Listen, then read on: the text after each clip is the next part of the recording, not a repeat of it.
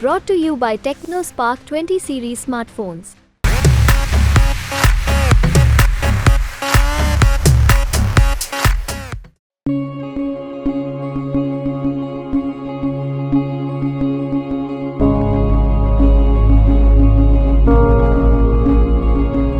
आपको याद होगा शायद ये कार्यकर्ता उस ज़माने का, और ये हमेशा पापा जीप में दौरा। ये मुझे याद है, पापा अपने आप चलाते थे। ये भी फोटो है, उस पूरा का पूरा ऊसर जमीन था।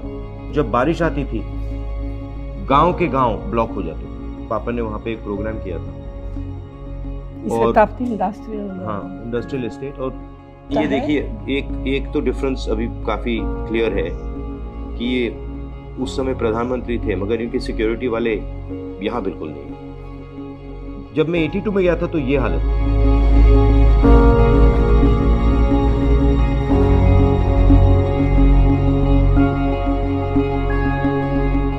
पहली बार आप रायबरेली कब गए?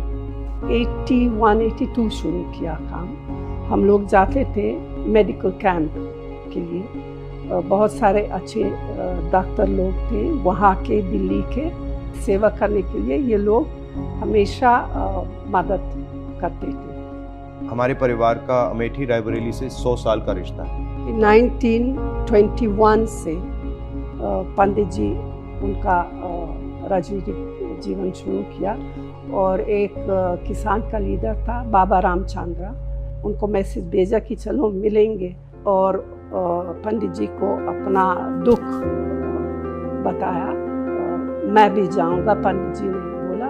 तो फिर वो प्रतापगढ़ पहले, क्योंकि सबसे ज़्यादा वो किसान का जो था प्रतापगढ़, और फिर रायबरेली भी, और एक दो और नज़दीक के जगह। रायबरेली वैसे राहुल के दादा फिरोज गांधी वहाँ के एमपी थे 53 से।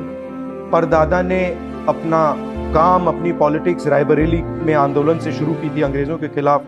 जो उनका काम शुरू हुआ वो रायबरेली में हुआ। उनके देहांत के बाद तो फिर दादी ने लोकसभा लड़ाई वहाँ से, रायबरेली से। जब मैं अमेठी का एमपी था, रायबरेली के लोग आए थे, आपको याद होगा। आईटीआई के लोग आए थे। आईटीआई को वाजपेयी जी की सरकार बंद कर रही थी। कहा कि देखिए, हमारी नौकरी का सवाल है, हमारे भविष्य का सवाल है। तो मैंने काफ़ी उसमें हम लोग बहुत कोशिश की और उसको बचाया, क्योंकि हम चाहते थे कि वो जो टेक्नोलॉजिकल स्पिरिट है और जो टेलीकॉम्स का जो कनेक्शन था वो रायबरेली से ना टूटे। गांव में जाती थी लोगों से मिलने, पता करना। अगर कुछ किसी का देहांत, किसी की शादी, या तो फिर एक बार बाढ़ था, एक और बार सूखा था, तो हमेशा ही मैं वहाँ एकदम जाती थी। एकदम एक्सेप्ट किया मुझे। जो रिश्ता था वो जैसे बेटी बहू की रिश्ता था उन लोगों के साथ। 82 में पापा ने वहाँ बहुत विकास का काम किया, बहुत सड़कें बनी, ट्रांसफॉर्म हो गया वो अमेठी, बिल्कुल ट्रांसफॉर्म हो गया। रायबरेली में दादी ने विकास का बहुत काम किया था, तो रायबरेली अमेठी से थोड़ा आगे निकल गई थी। जब पापा अमेठी गए और फिर पापा ने वहाँ बहुत ज्यादा काम किया, फिर ये लगा कि अमेठी थोड़ा विकास में रायबरेली से आगे निकल गई। फिर जब हमारी सरकार थी तो इन्होंने भी वहाँ काफ़ी काम किया, और मैंने भी अमेठी में काफ़ी प्रोजेक्ट्स किए।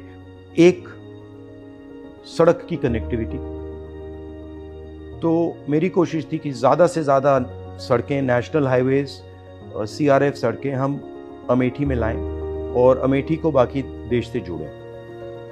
दूसरा था सेल्फ हेल्प ग्रुप का काम, जिसमें हमने लाखों महिलाओं की मदद की, बैंक अकाउंट से उनको जोड़ा, उनकी ज़िंदगी बदली। तीसरा, जो इंस्टीट्यूशंस हैं, petroleum institute, CRPF training camp, और शायद जो सबसे बड़ा काम था जिसको बीजेपी के लोगों ने रोक दिया और जो अमेठी और रायबरेली को ट्रांसफॉर्म कर देता, वो था फूड पार्क, जिसमें हम 40 अलग अलग कारखाने ला रहे थे,